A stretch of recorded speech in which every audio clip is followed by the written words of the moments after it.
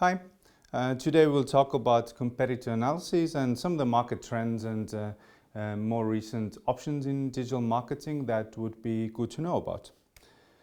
So quick recap about what we've spoken previously about competitors and your positioning. So the main advantages when we talk about why should customers buy from us, there's two. So one is price differentiation. Are you cheaper? How do you compete with price? And the second one is product differentiation. How is your product different or better than your competitors? And also the extra advantages that you can gain in order to win customers. So strong brand, good service quality, partnerships that your competitors don't have, strong own channels through which you can get new customers, IP, input cost, and the team you have. And the different aspects of analysis that we'll focus on, there's 6 different categories. So the keywords, what do your competitors use and what they rank for. Channels, which channels have they decided to use and how do they utilize them, which ones are working better. Referrals, who sends them traffic, so which other sites are sending them traffic, and also where do they get their SEO juice, so they would rank high on search results.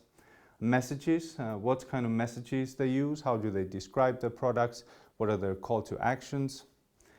Content, what type of content are they creating, where they're distributing it, and what kind of visual aids do they use, so what kind of emotions do they try to trigger in their consumers in order to sell to them.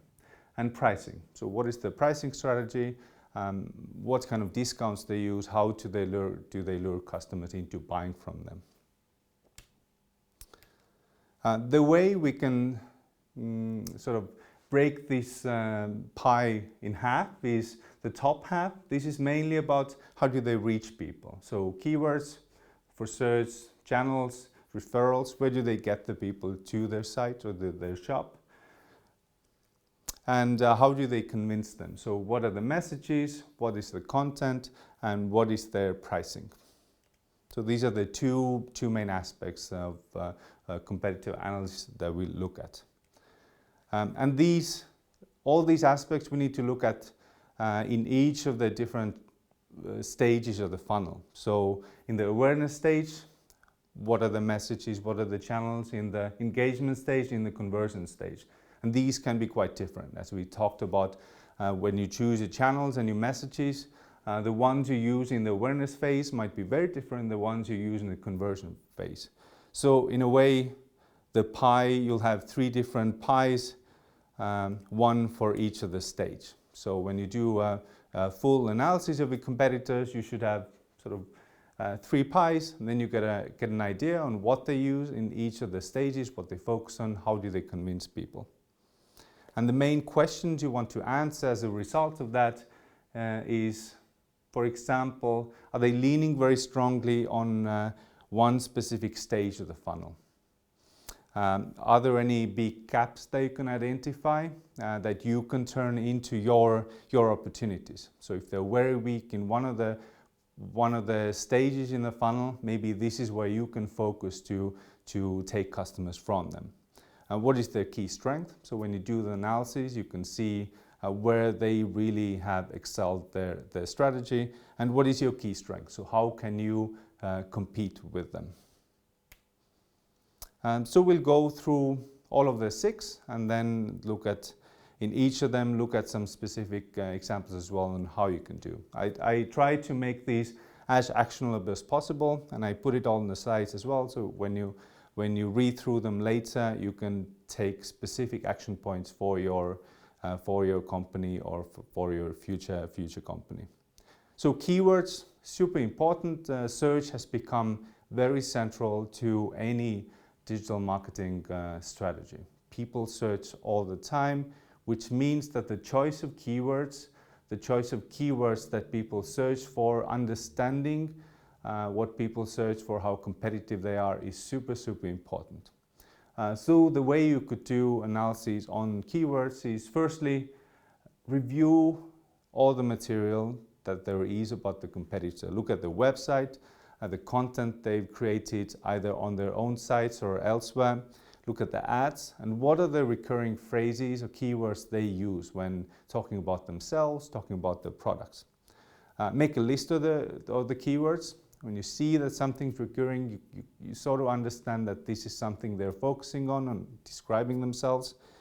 And also add the keywords that you know are important in your sector. So don't assume your competitor knows and has picked the best ones. They might have massive gaps. So make a list of all the keywords that are important in your sector, that you need to have visibility about, and what your competitors are using.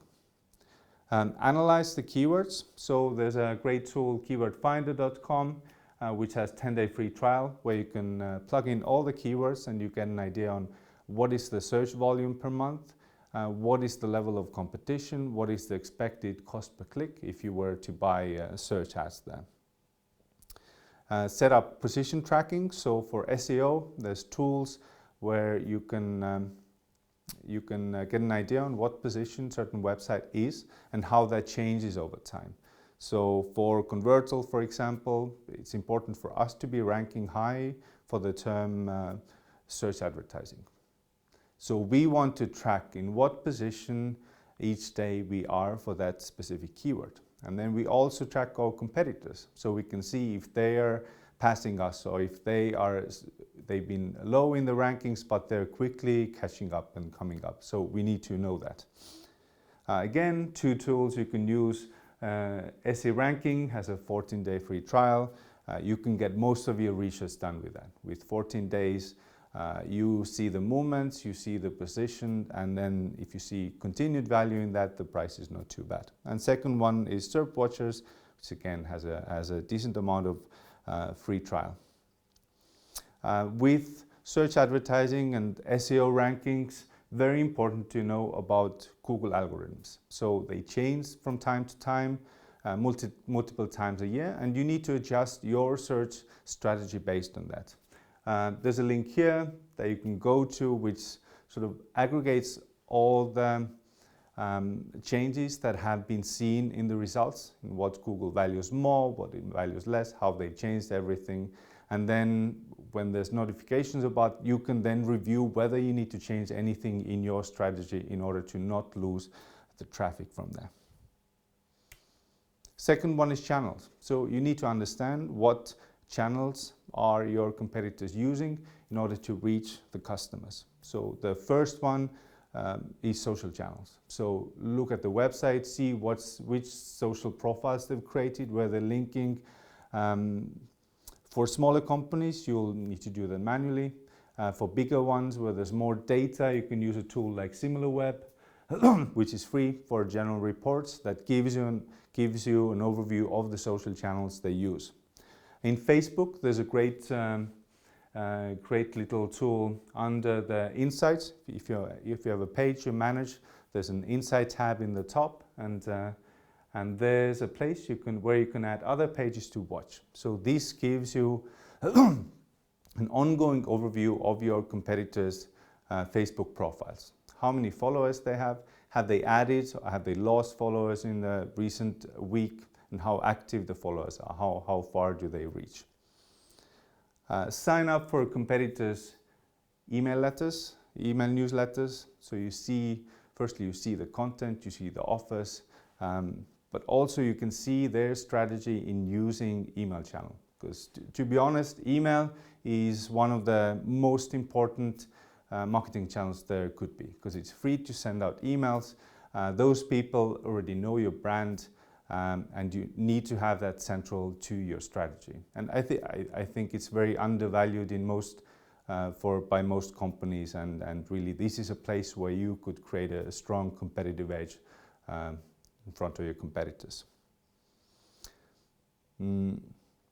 Another tip is really go through your competitors' websites as thoroughly as possible. If they have an online shop, go through the checkout process as far as you can and want, or you could even buy something from them. And the goal is to land yourself in their remarketing lists. So you can see the ads they're showing to the people that have been to the site and interacted to the site. And these can sometimes be very different from the ones that you see on their profile in the post or other public materials. See if they're using search advertising. Most companies these days do, some don't, but it's worth checking out. Again, firstly, are they doing it? Is this something where you can capture clients that are searching for the product and your competitors are not picking them up? For smaller companies, you'll need to do that manually. So when you've done your keyword research, you have listed all the important keywords, you can just search through them and see if your competitors are showing up. For larger companies, you can use tools like spyful.com or semrush.com, which have aggregated that data already, so you can see for which keywords are they bidding for and how do the ads look like and what they focus on there. Another great tool for analyzing channels is Facebook Ad Library. So it shows all the ads that the company has live. So what are the messages, what type of ads? Are they showing them only on Facebook? Are they showing on Instagram, in the partner network, and so on? Third one's referrals. So referrals are important for two main reasons. Firstly, they send traffic. So if somebody else links to your website, so if people click on the link, they come to your site, you have new traffic. And secondly, is the SEO value. So as part of search engines